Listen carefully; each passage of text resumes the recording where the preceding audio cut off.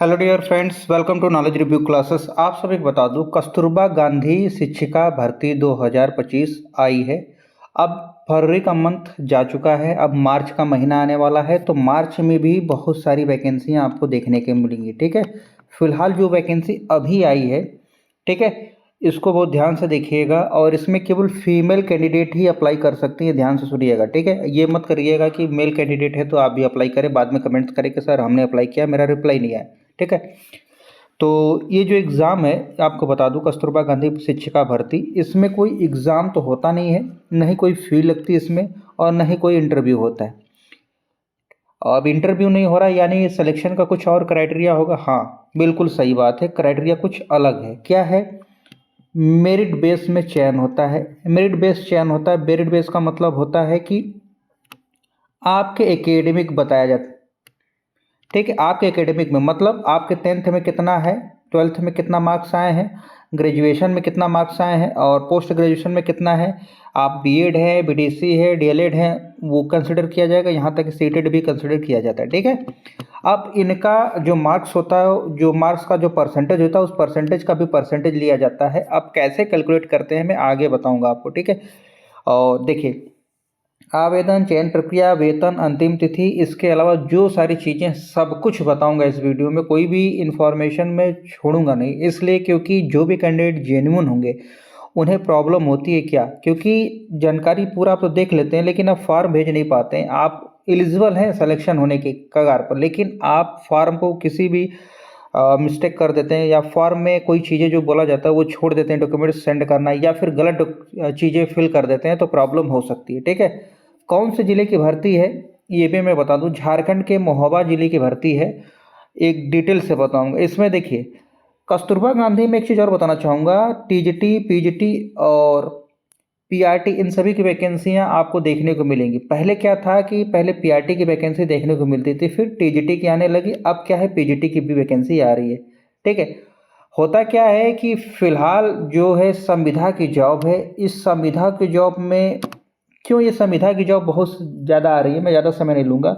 देखिए भाई, कोई रिक्रूटमेंट जब नहीं होगा तो ऑब्वियस सी बात है कि टीचर रिटायर होते रहेंगे। आपको भी पता है कि टीचर एक समय के बाद रिटायर होते हैं। जो रिटायर होते हैं तो उस पोस्ट जब खाली होती है तो उस पोस्ट पर जब कोई भर्ती आएगी नहीं, तो भाई उस सब्जेक्ट के टीचर की रिक्वायरमेंट होगी, तो ये संविदा पर भरते हैं। संविदा पर लेने का मतलब इनका बेनिफिट ये है, मान लेते पीजीटी का टीचर, उसके 50 से 60 हज़ार रुपये सैलरी देनी होगी और बाकी फैसिलिटी प्रोवाइड करनी होगी, लेकिन इनको मात्र 22 से 30 हज़ार के बीच में ही इनको एक टीचर मिल जाता है पढ़ाने का, पीजीटी का। और जब चाहे उस टीचर को ये हटाकर कोई दूसरा टीचर रख सकते हैं, मतलब टेम्पररी बेसिस पर। ये बेनिफिट है। ठीक है, अब भर्ती कब आती है ये तो अदर मैटर है। चलिए अब आते हैं अपने टॉपिक पर कि ये भर्ती आई कहाँ है, कैसे अप्लाई करना है। ठीक है, और कुछ चीज़ें हैं, भर्ती को बताने से पहले मैं चीज़ें आपको शेयर कर रहा हूँ। देखिए, चयन प्रक्रिया क्या होती है, आवेदन कैसे करना है, किस जिले की भर्ती आई है, ठीक है, और किस विषय के अध्यापक की भर्ती है, कौन से राज्य में भर्ती आई है, अपने जिले की भर्ती कैसे पता करें, संपूर्ण जानकारी। देखिए, इस पर जितने भी मैंने टॉपिक बताए, इस सभी चीज़ आपको यूट्यूब पर मेरे देखने को मिल जाएगा। प्ले लिस्ट में जाइएगा, हर एक टॉपिक की वीडियो आपको बनी मिलेगी। सर्च करिए, देखिए और समझिए, और हो सके तो अपने दोस्तों को भी शेयर करिए ताकि उनका भला हो सके। ठीक है, आइए अब वैकेंसी को डिटेल से देखते हैं। कार्यालय जिला बेसिक शिक्षा अधिकारी महोबा, झारखंड की वैकेंसी है। 22 तारीख को नोटिस रिलीज हुई है और इस संविदा की जॉब है। अब इस जॉब में आपको मैं डायरेक्ट लेके चलता हूँ, यहाँ पर ध्यान से देखिएगा, यहाँ पर क्या बोला गया है। देखिए, प्रधानाचार्य की अगर मैं बात करूँ, प्रिंसिपल, प्रिंसिपल का अगर चयन होता है 30 हज़ार रुपये आपको क्या नाम है, मानदेय मिलेगा पर मंथ। पद इसमें 4 है, जिसमें से 2 जनरल हैं और एक ओबीसी है। इसके लिए एज 30 से 45 साल, यानी 30 साल मिनिमम एज होनी चाहिए, मैक्सिमम 45 साल एज होनी चाहिए। अब इसके साथ पीजीटी की बात करूँ, पीजीटी के जितने भी, देखिए, ये है उत्कृष्ट कस्तूरबा गांधी एकेडमिक ब्लॉक की बात करें, 9 से 12 की बात कर रहे हैं। ठीक, ये 9 से 12 की। अब ये 9 से 12 वाला सुन लीजिए पहले। जैसे पीजीटी हिंदी की भी है, अंग्रेजी की भी है, गणित की भी है, जीव विज्ञान की, रसायन विज्ञान, भौतिक विज्ञान और कंप्यूटर विज्ञान, इन सभी अगर देखा जाए सभी का वेतन सेम है, यानी 22 हज़ार रुपये आपको महीने मिलेंगे। और साथ में एज बोला गया है, मिनिमम जो एज होगी आपके, ध्यान सुनिएगा, 25 से 45 साल, मिनिमम 25 साल, मैक्सिमम 45 साल। अगर आप बोला जाए झारखंड के कैंडिडेट हैं, आपकी एज अगर बहुत ज़्यादा हो गई है तो भाई एज रिलैक्सेशन क्राइटेरिया एलिजिबल होता है हर स्टेट का, ठीक है। अब उसको देखेंगे, उसमें एलिजिबल है तो लगा लीजिएगा। लैब असिस्टेंट की अगर मैं बात करूँ 7,147 मिलेंगे, जिसमें 12 पद हैं। 25 से 45 साल एज बोला गया है मिनिमम टू मैक्सिमम। और पूर्णकालिक शिक्षिका अगर मैं बोलूँ, अब ये पूर्णकालिक शिक्षिका देखिए क्वेश्चन भी करते हैं, पूर्णकालिक शिक्षिका का मतलब क्या होता है कि आप उस विद्यालय में रहना होगा, रहना खाना सब कुछ प्रोवाइड करेगा, वहीं रहकर आपको बच्चों को पढ़ाना होगा, ठीक है। आपको ये नहीं कि आप पढ़ा लीजिए फिर अपने घर जा नहीं सकते, जब तक कॉलेज चलेगा, जब तक सेशन रहेगा। मान लेते हैं कि जब गर्मी की छुट्टी होगी तभी अगर छुट्टी मिलती है, जब कॉलेज बंद होगा तभी आप अपने घर जा सकते हैं। जब तक कॉलेज चलता रहेगा तब तक आपको वहीं रहना है, सारी सुविधा फैसिलिटी आपको मिलती रहेंगी, ठीक है।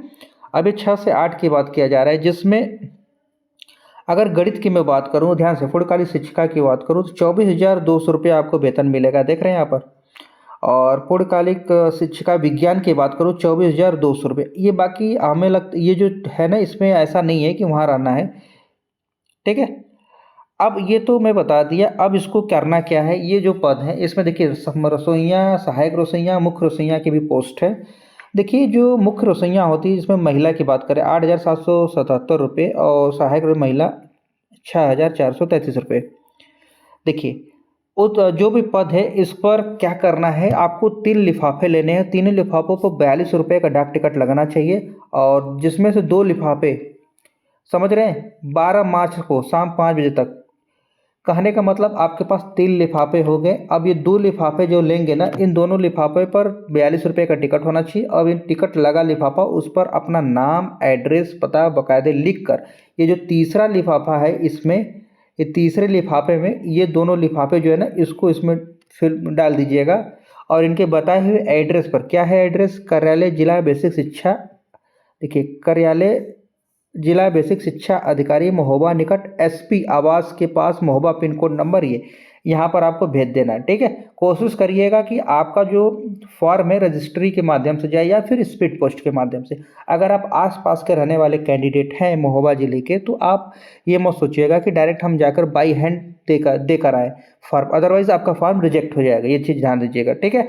अब इसका जो डिटेल अगर आप जानना चाहते हैं तो इसके साइट पर चले जाइएगा, वहाँ से डिटेल आप देख सकते हैं।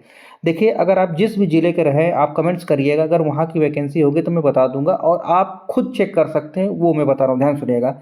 आप गूगल पे टाइप करिएगा जिस भी ज़िले, जैसे महोबा, महोबा डालेंगे तो महोबा की साइट पर आएंगे तो वहाँ पर पूरी डिटेल आपको देखने को मिल जाएगी। या फिर इस अब झारखंड के और भी ज़िले के हैं, रांची और भी कई जगह के हैं, तो आपको देखने को वैकेंसी मिल जाएगी, ठीक है। वहाँ से आप सर्च कर सकते हैं। अब योग्यता की बात किया जाए, देखिए भाई बहुत बेसिक सी चीज़ है। अगर प्रधानाचार्य के लिए अप्लाई कर रहे हैं तो आपके पास एमएससी होना चाहिए, एमकॉम होना चाहिए, एमएस जो भी हो। उसके साथ साथ आप 9 से 12 में कम से कम 4 साल पढ़ाने का एक्सपीरियंस होना चाहिए, ठीक है। मिनिमम है 30 साल, मैक्सिमम 45 साल, मैंने बोला ही। अब देखिए पीजीटी की बात करूँ, देखिए इसमें कहीं भी बीएड नहीं मांगा। अगर आप बीएड सोच रहे हैं कि बीएड मांगेगा, तो कहीं भी बीएड नहीं मांगा है, तो घबराइएगा मत, ठीक है। अब बीएड की बात करूँ, देखिए यहाँ पर कहीं भी बीएड नहीं मांगा है। तो हिंदी में आप एमए होना चाहिए अगर हिंदी के लिए अप्लाई कर रहे हैं, तथा बीएससी में अगर बीए, सॉरी, हिंदी में अगर एमए है, बीए में अगर आपने संस्कृत के साथ बीए कंप्लीट किया है तो आप एलिजिबल हैं। अगर अंग्रेजी की बात करो, आपने पोस्ट ग्रेजुएट किया है किस में, इंग्लिश में, तो आप एलिजिबल है अप्लाई करने के लिए। या फिर आप गणित के लिए अप्लाई कर रहे हैं तो सिंपल सी बात है, एमए या एमएससी आप गणित से हैं तो अप्लाई कर सकते हैं। या तो आप बीएससी हो, 3 साल की बीएससी या बीकॉम किया है, बीएससी ऑनर्स हो या बीए ऑनर्स हो मैथ में, वो भी 3 साल का कोर्स किया है, तो भी आप एलिजिबल है। कहने में हर तरह से आप एलिजिबल हैं। अगर आप रसायन विज्ञान की बात करो, देखिए भाई जो एमएससी से केमिस्ट्री से एमएससी किए हैं, अगर एमएससी आपने केमिस्ट्री में किया है तो आप एलिजिबल अप्लाई करने के लिए। यहाँ बीएड भी नहीं मांगा है, मतलब हर जगह कहीं भी बीएड नहीं मांगा है, चाहे किसी, ठीक है। लैब असिस्टेंट की वैकेंसी है। लैब असिस्टेंट में सिंपल बोला क्या है, आपने हाई स्कूल किया है, उसके साथ तकनीकी डिप्लोमा है तो आप एलिजिबल है। अगर मैं बात करूं, देखिए ध्यान से सुनिएगा, अगर आपने इंटरमीडिएट किया है विज्ञान वर्ग से तो आप डायरेक्ट अप्लाई कर दीजिए, कोई कुछ नहीं मांगेगा। अब ये देखिए कार्यालय अधीक्षक की बात करें तो इसमें सिंपल सा बोला गया है कि आपको क्या होना चाहिए, कंप्यूटर संचालित डोएम, डोएक या एनआईएलआईटी द्वारा ट्रिपल सी प्राप्त हो, ठीक है। कंप्यूटर साइंस में डिप्लोमा डिग्री हो तो भी आप एलिजिबल अप्लाई करने के लिए। पूर्णकालीन शिक्षिका की बात को पीसीएम वर्ग, मतलब आपका ग्रेजुएशन होना चाहिए, ग्रेजुएशन पीसीएम से होना चाहिए गणित के लिए, और साथ में आपका सीटेट याद रखिएगा 6 से 8 के लिए सीटेट कंपलसरी, वो भी पेपर सेकंड क्वालिफाई करना अगर आप टीजीटी के लिए अप्लाई कर रहे हैं, ठीक है। आप पूर्णकालीन शिक्षिका विज्ञान के लिए अप्लाई करना चाहती हैं तो जेबीसी वर्ग से देखिए ग्रेजुएशन होना चाहिए। देखिए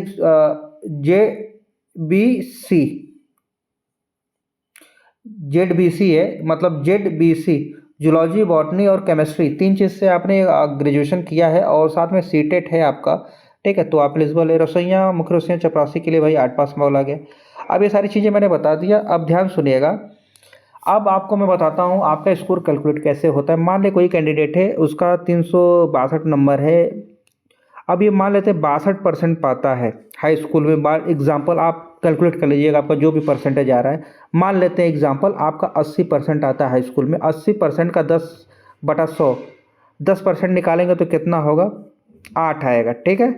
इसी तरह आप इंटरमीडिएट का निकालेंगे कि आपका 90% आया, ठीक है, 9 8 17, तो इसी तरह स्कोर कैलकुलेट करके बनता है, ठीक है।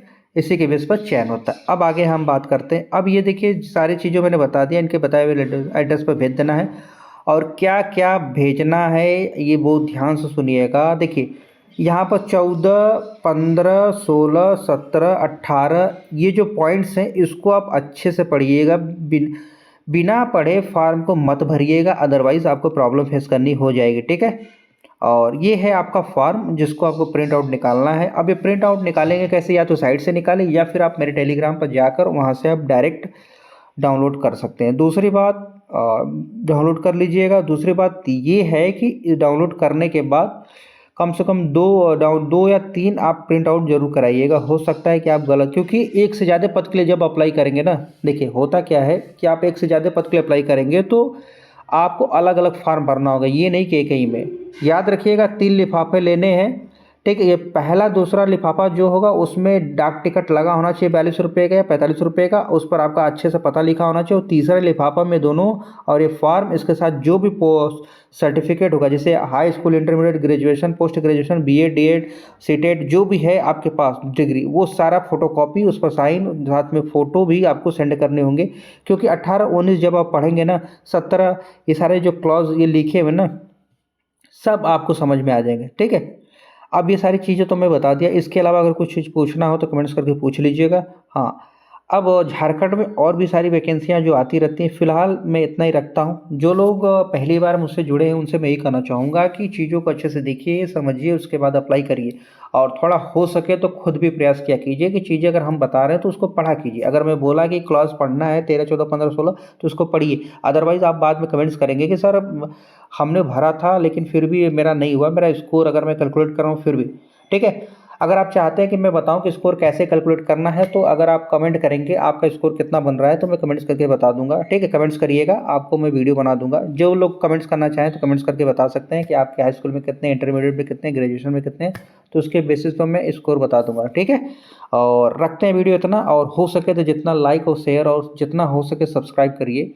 इससे क्या होगा कि वीडियो हर एक कैंडिडेट तक पहुँच जाएगी, क्योंकि समय बहुत कम है और बहुत जो बोलते हैं ना जेन्युइन। अब झारखंड में जितने भी रहने वाले कैंडिडेट हैं ऑब्वियस सी बात उन्हें भरना चाहिए, ठीक है। उनकी स्टेट की वैकेंसी है और सैलरी भी ठीक ठाक है, काम चल जाएगी, कोई प्रॉब्लम नहीं है। तो फीमेल कैंडिडेट ही अप्लाई करिएगा, क्योंकि आप अगर देखेंगे बहुत ध्यान से, शिक्षिका की बात की है तो ऑब्वियस सी बात है शिक्षिका ही एलिजिबल होंगे, मेल तो एलिजिबल नहीं होते, ठीक है। तो मिलते हैं नेक्स्ट वीडियो में, अपना ध्यान रखिए, स्वस्थ रहिए, मस्त रहिए, धन्यवाद।